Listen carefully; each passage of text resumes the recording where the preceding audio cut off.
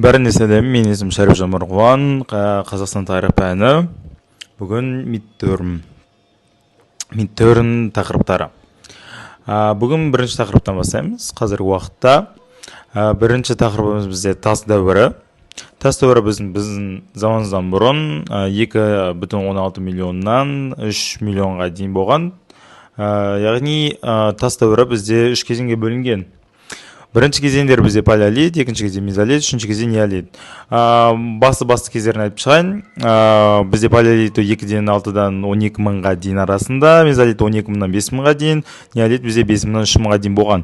Палеолит кезінде бізде тоже бөлінеді екіге, ерте және кейінгі палеолит деп. Ерте палеолит бізде 2,16-дан 40 мыңға дейін, кейінгі болса 40 мыңнан 12 мыңға дейін, соответственно. Қараңдар. Ерте палеолитта бізде ежелгі адамдардың алғашқы іздері пайда болған.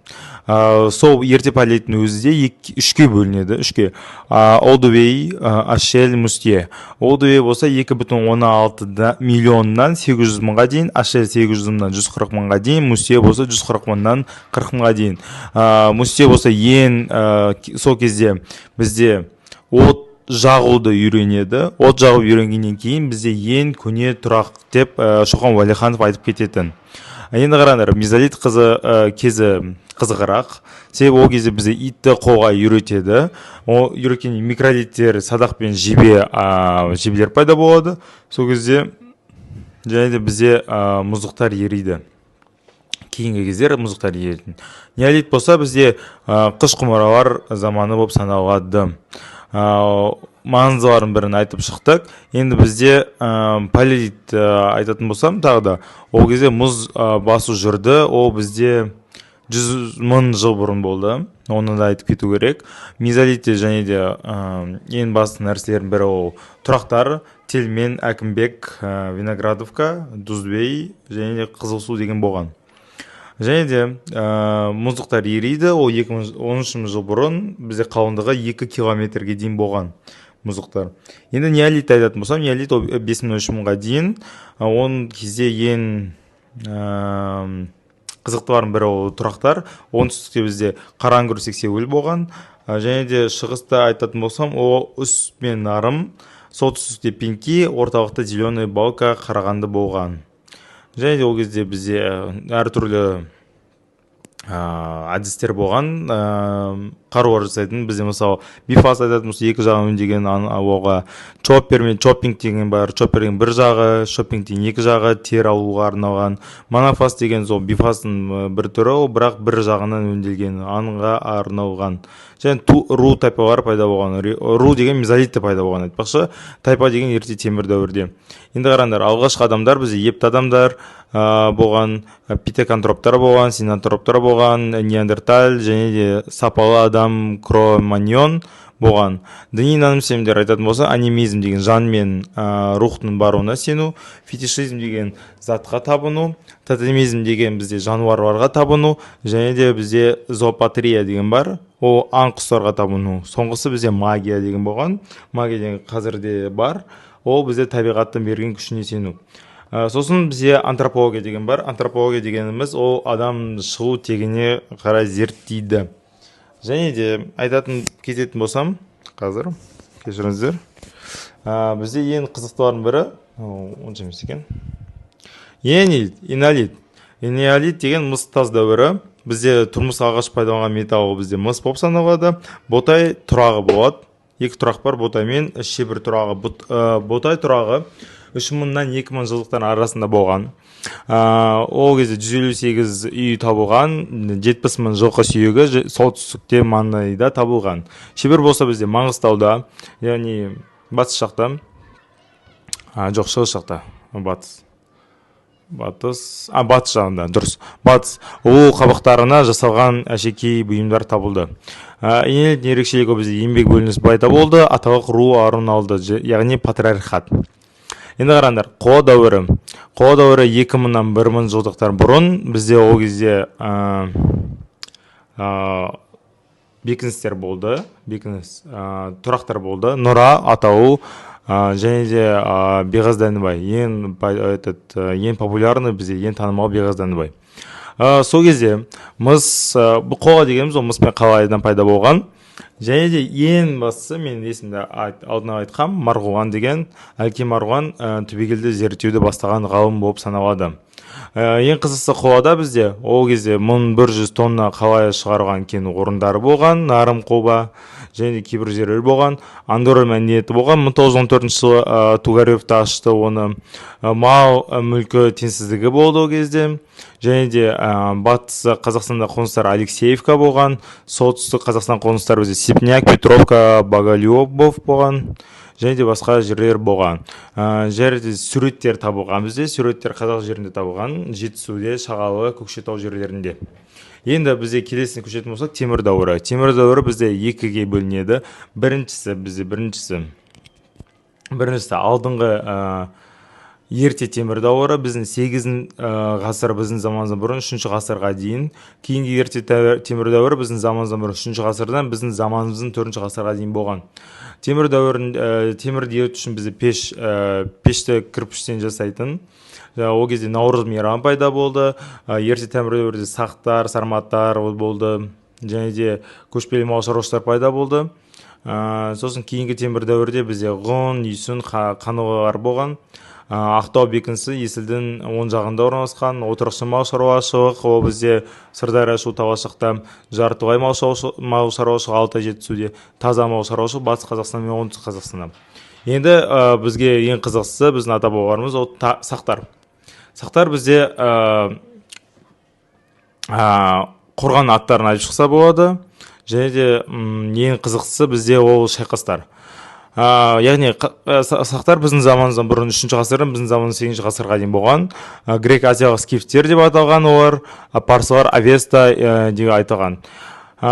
Гректер бізде Исидон орталық Қазақстанда тасымал жақта, Аргения бізде солтүстік батыс Қазақстан жақта, Ұлыбай тасымалға. Үшіншісі бізде Аримас болған шығыс Қазақстанда және Дай батыс Қазақстанда болған. Парсылар Иран жақтарда бізде Тиграхауда, Жетісуде, Парадайыры, Арал теңізі және Хамваралар Түркменстанда. Бізде және сақ мәдениеттер болған. Ол бізде тасымал мәдениеті, Ұлыбай мәдениеті. Қорған аттар болған бізде Шілікті шығыс Қазақстанда, Берел шығыс Қазақстанда, Есік Алматы облысында, және де бізде Бесшатыр Алматы облысында. Ең қызықтысы бізде Есікте, ол номер 1-ші алтын адам табылған, Ақышев тапқан 1969-1970 жылдары, қалғандарында алтын адамдары табылған. Ақышев бізде екі жақты іздеген, сол Алматы облысында, Есік пен Бесшатыр. Және де соғыстар айтатын болсақ, бізде олар гректермен, парсылармен соғысқан. Бізде Кир 1 дейді, Дарий 3 дейді, Дарий 1 дейді. Кирмен соғысқан, біздің заманымыздан бұрын 530 жылы Кирмен шабуылдасқан, біздің заманымыздан бұрын 519 жылы Дариймен шабуылдасқан, солардың шайқастар жеңген болып саналатын. Александр Македонскиймен де шайқасқан. Енді қараңдар, осыны ұмытып кеттім. Напоминание ретінде бізде қазір сарматтар территориясы батыс Қазақстанда болған. Деректер бізде Диодор, Плиний, Полибий қалдырған, қуатқан оларды ғұндар. Біздің заманымыздан бұрын 2 ғасырда алдыңғы Азия мен Кавказ жерін басып алды. Көршілер бізде геркандар мен дайлар болды. Тайпалар бізде алған апар рулары болған. Мәдениеті бізде бесоба абыз әйелдер, сынтас бізде 3 сармат жауынгер, бәйте төрен үзгірт мағылшақ болған. Және де анархизис философы бізде сақ болған.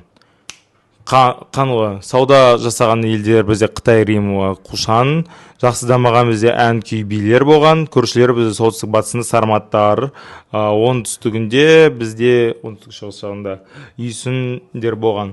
Мәдениеті айтатын болсақ, мәдениеті бізде Отырар, Қаратау, Сырдария, Қаратау. Және Қуанышы Ташкентте орналасқан, Жетасар бізде Қуандария мен Жаңадарияда.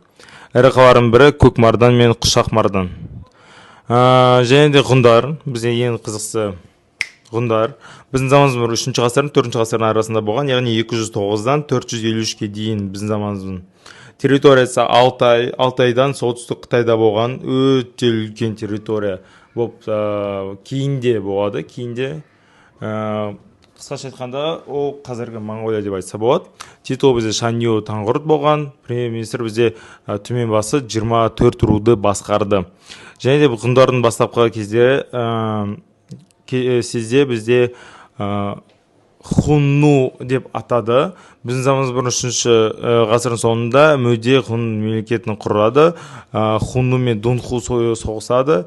Мөденің цитатасы бізде жер мемлекеттің негізі деп атаған. Біздің заманымыз 3 ғасырдың ғұндардың құрғаны үшін ол Қытай қорғаны салынды. Біздің заманымыздан бұрын деп айтады. Негізінде бірақ олар арғы территорияны алу үшін біз осы территорияны саламыз, келесі территорияны тағы да аламыз деп өздері жасаған деп Жұмаділ Арман бізге профессорымыз айтқан. Қазақстан ғұндары әкелген Шанью Жичи деп аталады. Аттила бізде Еділді, Римді, Еуропаны бағындырады. Және директор бізде қалған Приск, Марцевон, Джи, Верди деп атаған. Түрік қағанаты. 552 жылы Бумын қаған бізде Жусандар Анағоймен соғысады, соны ұтады. Сосын ұтқаннан кейін бізде 30 тала тайпа Бумынды бізде елхан деп салайды. 552 жылы Қараеске Жуандармен, Аварлармен яғни соғысады. Екінші рет жеңеді Букрат тайпасынан. 552-ден 554 жылы Мұқан Жусандарды толықтай жеңеді. Іштемей болса түркілерін Батыс Қазақстанға көшіреді. 554 жылы Арал теңізіне дейін жетеді. 563-тен 67 жылы Түрік пен Иран қосылады да ефталиттерді, яғни ағындарды ұтады. 568-ден соң бір жылдан кейін Түрік қағанаты бізде Византиямен бірге қосылады да Ирандарды, яғни парсыларды талқындырады. Түрік елшісі Мамашақты Византия қабылдайды. Территориясы Алтайдан Қара теңізге дейін болған, өте үлкен. 581 жылы Тоба қаған кезінде Түрік қағанаты әлсірейді. Әлсірегеннен кейін бізге батыс пен шығыс қағанаты деп бөлінеді. Батыс қағанатын тез айтып кететін болсақ, шығыс қағанатын тез айтып кететін болсақ, себебі шығыс қағанаты біздің территориясы ол қазіргі Моңғолияда орналасқан. Қатты маңызды емес, өзіміздің тарихымызға байланысты. Ол кезде 682 жылы шығыс түрік қағанаты Қытайдан тәуелсіздік алады. Территориясы қазіргі Моңғолия дедім. Саяси тарих құтлық елтерік. Ең мықты кезең ол Қапаған тұсында болды. Тоныкөк күлтеген ең алғашқы түркі жазулары болып саналады.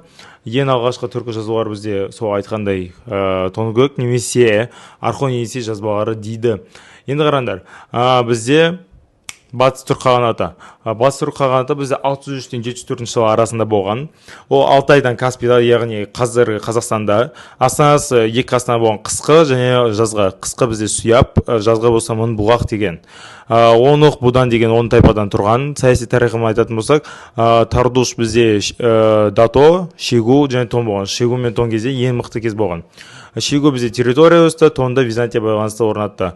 Және де соңына таман айтсақ, 659 жылы Жетісуды Қытай басып алады. 8 ғасырдың басында Жетісудан Қытайдан үшлік тұран қуып шығады. Және де мемлекет басқару орнына қойса болады. Бастысы бізде Қаған деп айтса болады. Қаған деген ол бізде президент деп айтса болады. Енді қараңдар, Түргеш қағанаты. Түргеш қағанаты қазіргі Жетісуда орналасқан. Астанасы бізде екіде болған, қысқы және жазғы. Қысқы және жазғы болған. Суяб ол қысқы, жазғы және ол күнгіт дейді. Саяси тарих айтатын болсам, номер 1 бізде қаған, ол үштік қаған болған.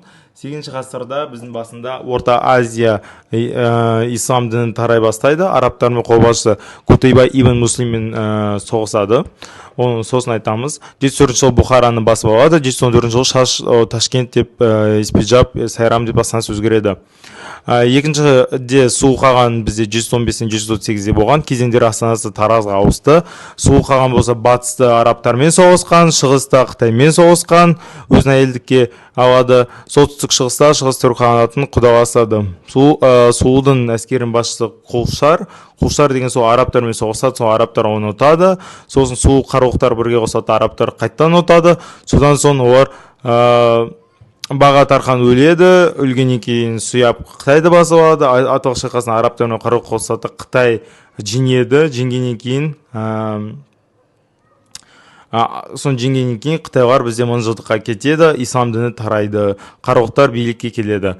Қарақұлдар 756-дан 940 жылдары сол кезде деректер бойынша Әл-Марвази 9 тайпа бар деп айтқан. Қытай деректерін Бұлақ тайпасы бізде Алтайда мекендеді. Таншу хроникасын айтатын болса, Бұлақ Жікіл Ташқұқ дейді. Территориясы Алтайдан Балқашқа дейін болған. Астанасы бізде Сұяп Баласұғын.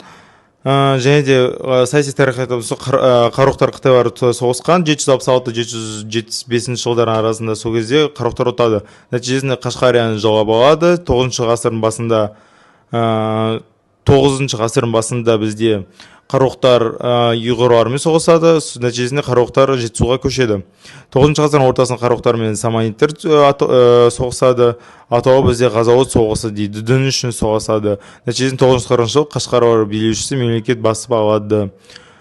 Оғыздар 9 ғасырдан 11 ғасырдың арасында территориясы бізде Оғыз территориясы Жетісуда болған басында. Сосын кейін Қарақұлдар Қарақұлдардан жеңіліп сыр бойына көшеді. Негізгі территория Сырдария. Астанасы Яшкент, Жаңа Гузия дейді, деректер бізде қалдырған. Қашқария 24 тайпа бар деген, Әл-Марвази мен Оғызыныш еңбегінде 12 тайпадан деген.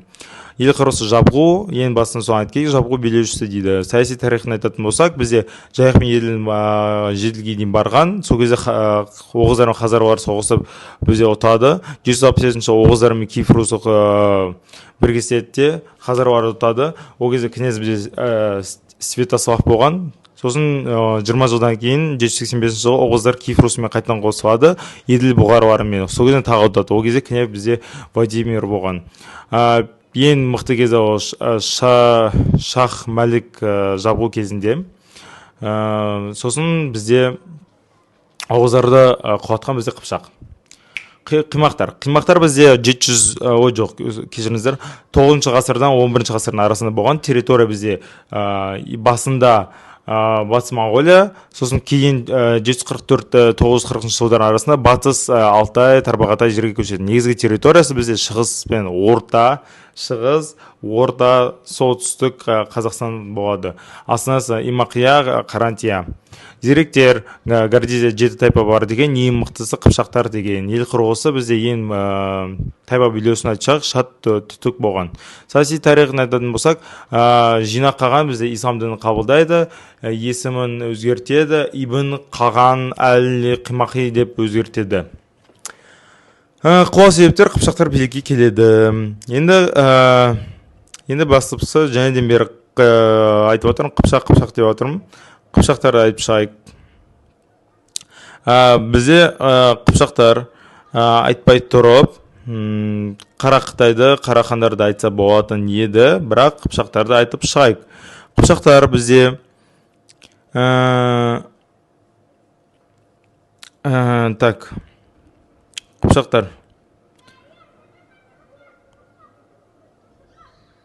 Қыпшақтар, вот. Қыпшақтар айтпай тұрып, біз Қара Қытайды айтып шығайық. Қара Қытайдан бұрын Қара ханды айтып шығайық. Кешіріңіздер. Қара ханды айтып шығайық. Қара хан бізде 1212 жылы құлайды. Құлау себептерін қазір айтып шығамыз. Бірақ бастысы бізде ол 942-ден 1212-ге дейін болған. Территория Жетісу, астанасы Баласұғын болған. Тайпалар билікке отыру үшін Жікіл немесе Яғма деген Ақсүйек тайпадан шығу керек болған. Яғмалық татайым бізде Бура, Жікілдің татайымы бізде Арыстан болған, екеуін біреуінен. Саяси тарих бірінші қаған бізде Сатық Боғыра хан болған, 915-955, кейін екінші Мұса қаған болған, 955 жылы келген. Сатық Боғыра хан ең алғашқы ислам дінін қабылдайды өзі ғана, а Мұса қаған кезде исламды мемлекеттік дін деп жариялайды. Сол кезде бізде Қара хан екіге бөлінеді. 1040 жылы Батыс Қарахан және Шығыс Қарахан деп. Батыс Қарахан бізде Мауреннахр Өзбекстан, Шығыс Қарахан болса Жетісу. Бізде ең бөлінетін кез ол Ибрахим ибн Насыр деген тұсында. Біріншісінің астанасы Ускент пен Самарқанд болса, екіншісі Баласұғын мен Қашқар. Қара келеді Жетісуға. Келгеннен кейін Қарахан мен Қара соғысады. Сол нәтижесінде олар ұтылады. Қарахан сосын селжұқтармен тағы қосылады, олар тағы да ұтылады. Қарахан екіге құлайды. Батыс Қазақстанда бізде Хорезм Шах Мұхаммед жауап алады, ал Шығыс Қазақстан болса Найман ханы күштік жауап алады. Енді Қарақтай. Қарахан кезінде және бізде кесенелер болған. Кесенелер бізде Айша биби, және де Қарахан кесенесі, және де бізде Бабаджа хатун болған Таразда. Қарахан мемлекетінің кезде дүниеге келген ең танымал кісілердің тұлғаларының бірі ол Махмуд Қашқари, және де Жүсіп Баласұғын, Ахмет Үгінники деген. Қарақтай 1125-тен 1213 жылдар болған. Негізі қалаған бізде Қидандар бізде Ля империясынан Жетісудан қашып келеді де Жетісуға келеді. Астанасы Оғыз ордасы, титулы Гурхан болған. Саяси тарихы бірінші Гурхан бізде Даши болған. Мемлекет басқарудың ерекшелігі әйел адамдар тақта отырған. Қарақтай тоже екіге бөлінеді, батысы и шығысы. Батысы бізде Хорезмдар Мұхаммед басып алады, тағы да Наймандар бізде шығысын басып алады. Қыпшақтар, және де мен Қыпшақты айтып отырмын. Қыпшаққа келдік. Территория Дешті Қыпшақ даласы, Дешті Қыпшақ деген Алтайдан Дунайға дейін, шығысы бізде Алтай Жайықпен Еділге дейін, батысы Жайықпен Еділден Дунайға дейін болған. Солтүстік қанатында бізде астанасы Сығанақ, Сырдария, оң қанатында астанасы бізде Сарайшық болған Жайық өзенінде. Орыс деректері Қыпшақтары талаушылар деп атайды, половниктер деп, венгрлер Қыпшақтарды күн, құман деп атайды. Және де енді айтатын болсақ, Қыпшақтардың ең еңбегі шықты, ол кезде кодекс Куманикус деген болған. Енді давайте түрк қағанаты туралы толықтай айтайық, қысқарты. Түрк қағанаты біз екіге бөлінеді. Батыс пен шығыс, наоборот, значит батыс, значит шығыс. Шығыс бізде ұйғырлар, қырғыздар, ляшин, сосын Қарақтай болады. И және де олардан қимақтар шығады. Қимақтардан кейін Қыпшақтар. Ал бізде батыс қағанаты болса, түргештер, қароқтар, Қарахан қағанаттары пайда болады. Енді және де бізде оғыздар пайда болады батыс түрк қағанатынан. Енді Наймандар. Наймандар қысқаша айтып шыққанда, Наймандардың бізде территориясы батыс Моңғолияда болған, 8 өзенінде, астанасы Балықты, Архон кезінде билеушілер Наркеш, Дайын, Инанш, Білге болған. Билікті үшін талас бізде бұйрық Даян хан ұтты. Және де 1201 жыл Наймандар мемлекет қырғыз рулары Шыңғысханға қарсы шыққан. Шыңғысхан туралы керейсін айтамыз. Керейттер бізде территориясы Архонда, Керуен өзенде астанасы Битөбе болған. Билеушілері Маргуз Каршуғыз, Шыңғысханды тәрбиелеген хан ол Торхан, немесе Ван хан дейді. 1200 жыл жауап алады, олар өздері бере салады. Жауайлар Шыңғысхан кезінде түскен батыр ақын Жұмақа деген Шыңғысханның жандосы 1201 жылы Гурхан сайлайды. Сосын бізде Шыңғысхан келеді.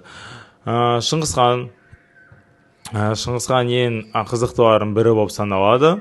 Шыңғысхан ол бізде 1155-тен 1227 жылы саяси тарихын айтатын болсақ, ол ең алғаш бағындырған халықтар Наймандар мен Керейттер.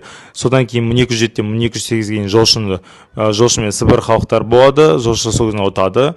Сібір халықтар Енисей қырғыздар болған. 1207-тен 1209-ға дейін Шыңғысхан Тұрфақ халықтарымен соғысады. 1211-ден 1215-ге Шыңғысхан қытайлармен, 1217 жылы Жебе Ноян Жетісуды басып алады. 1218 жылы Шыңғысхан сыр бойына келеді. Және де отырар бізде Алтайға, Сығанақ бізде 3 айда, Ашынас 15 күнде жауап алған. 1223 жылы Қалқа өзенінде 250 жыл Монғолия Руспен, яғни рустар мен моңғолдар соғысады, сол рустар 250 бағындыққа кетеді. Енді бізде өздерінің баласы болған, сол балаларын айтып шығайық. Тақырыптарымыз жалғастырамыз. Тақырыптарымызде және Шыңғысхан айтқандай өзінің жерін, өзінің ұлдарына бөліп береді. Бірінші бөліп берген жері Жошыға болса бізде Ертіс өзенінен Орал тауларына дейінгі жерлер болған. Әрі қарай батысқа шығады, оңтүстік Каспий және Аралдар теңізге дейін шектесті. Үлкен жер болған. Шағатай болса бізде Қашқария, Жетісу, Манурахыр тұсы болған. Оның мұрасы ретінде Жетісуда Моғолстан мемлекеті құрылады. Содан кейін Үгедей болса Батыс Моңғолияның тарбағатай жерлерінде болған. Аймағы және Төле болса бізде Қара Шаңырақ Моңғолия жерін берген, мұраға қалдырған. Содан кейін бізде Жошыдан кейін Алтын Орда пайда болады. Алтын Орда бізде мемлекетінің тарихы, оның тарихын айтатын болсақ, өте үлкен, өте көп қағандар болған, яғни хандар болған. Шыңғысхан үлкен ұлы Жошы өз жерін тәуелсіз мемлекет етуге таласқан, бірақ 1227 жылы қайтыс болды. Жошы өлгеннен кейін оның мұрасы Бату ханға беріледі. Бату хан бізде Алтай Дунайдан кейін созылады. Астанасы бізде Сарай Бату, Сарай Беркі, Қыпшақ, моңғол тілінде сөйлейді. Бату хан, хандар бәрін рет-ретмен айтып шығайын. Бату хан 27-тен 55-ге дейін, Берке хан 57-тен 66-ға дейін, Менгу Темір 66-тан 80-ге дейін, Тоқты хан 90-нан 1312-ге дейін, 1300-ге жетті. Өзбек хан 12-ден 42-ге дейін, Жәнібек хан 42-ден 57. Сосын бізде